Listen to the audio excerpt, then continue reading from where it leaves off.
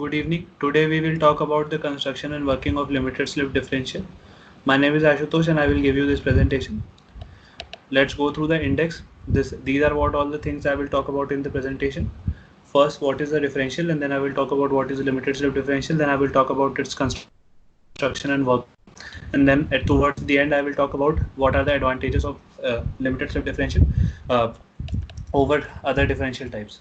Now let's talk about what is a differential. A differential is basically a device that splits the engine torque two ways, allowing each output to spin at a different speed.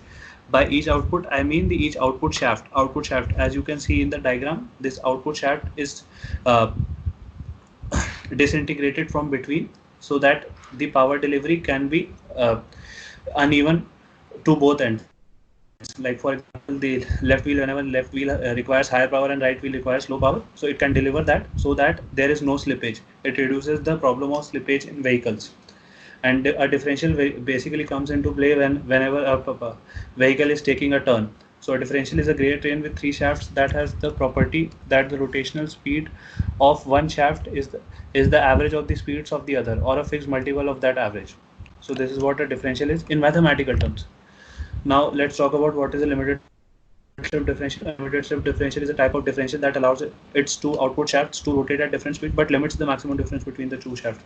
So basically, it limits the difference between the two shafts. Like for example, if LSD has a maximum limit of 50 rpm, so it will limit the maximum rpm difference of the right wheel and the left wheel of the same axle, the rear axle basically, uh, to 50 rpm, not more than that. It will not it will restrict to 50 rpm. It restrict the difference to 50 rpm. So this is what a limited slip differential looks like. As you can see, as you saw in the picture of the conventional differential in the slide of what is a differential, you saw that all these basic gear trains were present there also, but in a limited slip differential there are some clutch plates also. These clutch plates help in the functioning of limited slip differential and in limiting the maximum power difference that happens between the two shafts. We will try to understand it in the working of the limited slip differential. Now let's go ahead and understand the construction of limited slip differential. The limited slip differential is different from conventional differential in the sense that it keeps check on the difference between both the wheels. As I told you, this is the thing. This is the basic idea of a limited slip differential, and it is a complex system because it has a lot of other things due to which it can which helps in restricting the maximum difference. So let's take a look at the important parts of the differential before we talk about its construction. The important parts of a limited slip differential. The first six parts are the basic parts of a differential, and the first diagram is basically of a conventional differential. So as you can see, it has a pinion gear, a ring gear, a case, a side gear, and a spider gear. Apart from that, a right and left and right axle. So this is the left axle and this is the right axle. Now the parts that are exclusive to the limited slip differential are the friction plates, the steel plates, and the clutch pack assembly. So the clutch pack assembly is nothing but a set of friction plate and steel plates, and this clutch pack assembly is fitted inside the differential casing. As you can see, this friction disc and the steel plates are basically these plates, this blue one and this orange one. Now let's talk about the construction of a limited slip differential. The first construction part is basically the ring gear and the pinion gear. The pinion gear is directly connected to the transmission, or basically the engine, and it is directly connected to the ring gear. So the power that is delivered to the pinion gear will be directly transmitted to the ring gear. And since the ring gear and the spider gear, the part 2, since the ring gear and the spider gear are directly connected to each other, so the power that is transmitted to the ring gear by the pinion gear will be directly transmitted to the spider gear. Here the point to notice is that the spider gear is not restricted to only one axis of rotation. It has two axes of rotation. One is the x-axis along which the ring gear rotates, and other is the y-axis, that is the spider gear's own axis of rotation. So this plays a very important role in the understanding of a differential. We will talk about it later. Now let's talk about the third part, the spider gear and the side gears. The spider gear is meshed with two side gears.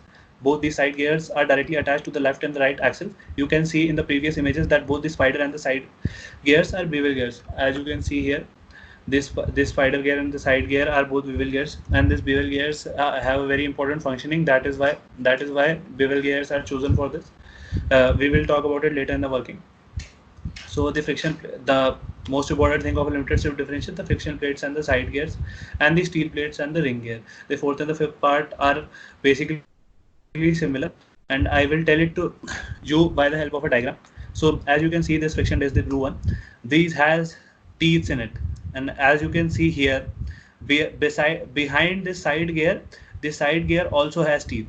So these teeth are properly meshed with this friction disc, and the friction disc is tightly connected to them.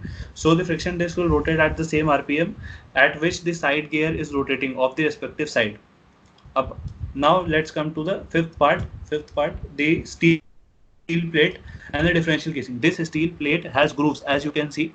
I don't know if it is properly visible or not, but the steel plate has grooves in it, and these grooves are directly connected to the differential casing. This black one also has the grooves. So these grooves, and so this orange one is directly fitted to it. And as you can see, the differential casing is directly attached to the ring gear. Therefore, the power that is transmitted to the ring gear, which is transmitted to the steel gear, and both will rotate at the same velocity. So this is the construction of a limited slip differential.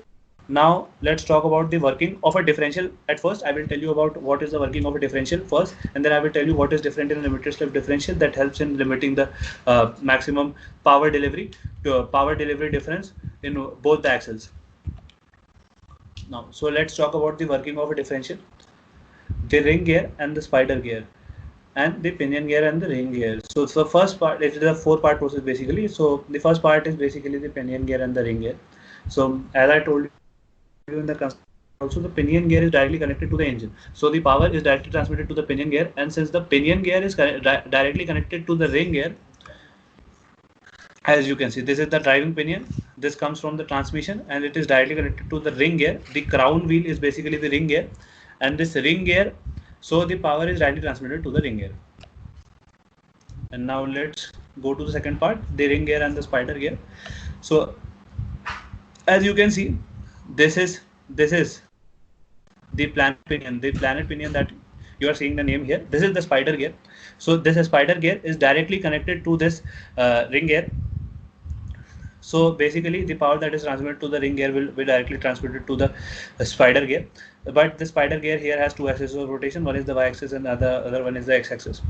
So basically, this is the thing, and this will help in the turning mechanism. So now let's talk about the turning mechanism.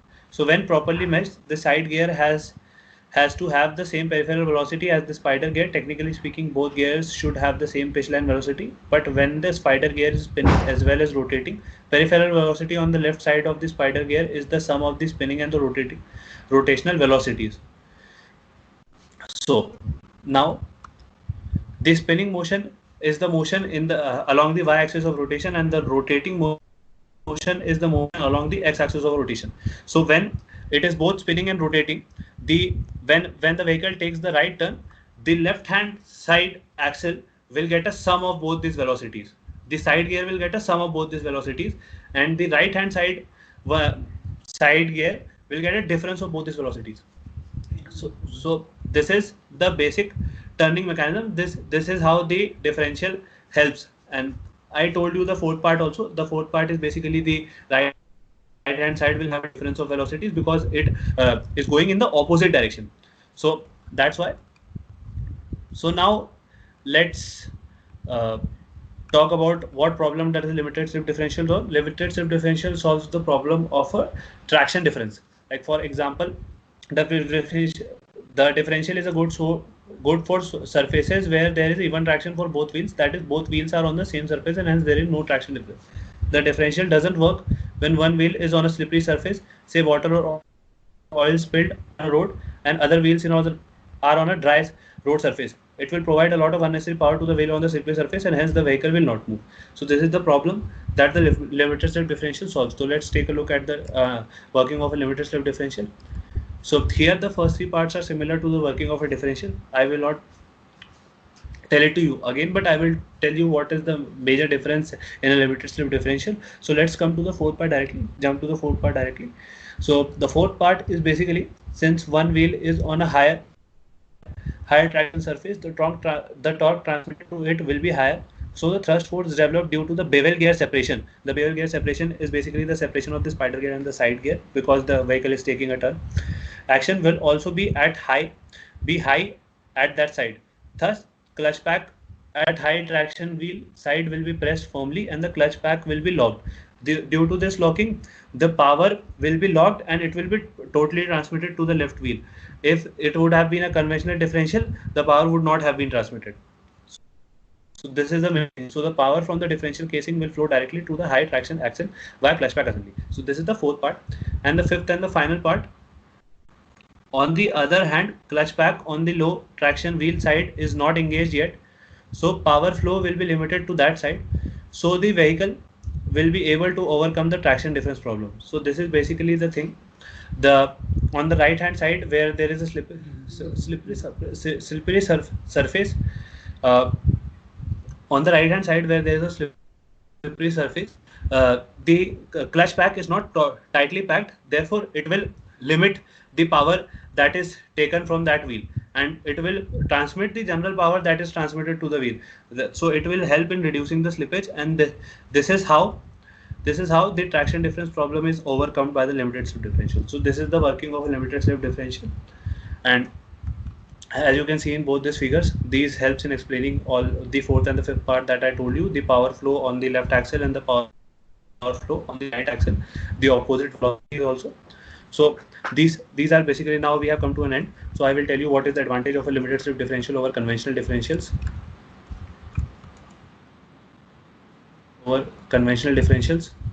So these are the sources and the references. The advantage of a limited slip differential is basically it can work on almost all the surfaces. It can work as a normal differential also, but whenever there is a slippery surface and traction difference between both the wheels, the limited slip differential helps in limiting the maximum power delivery difference between both the wheels.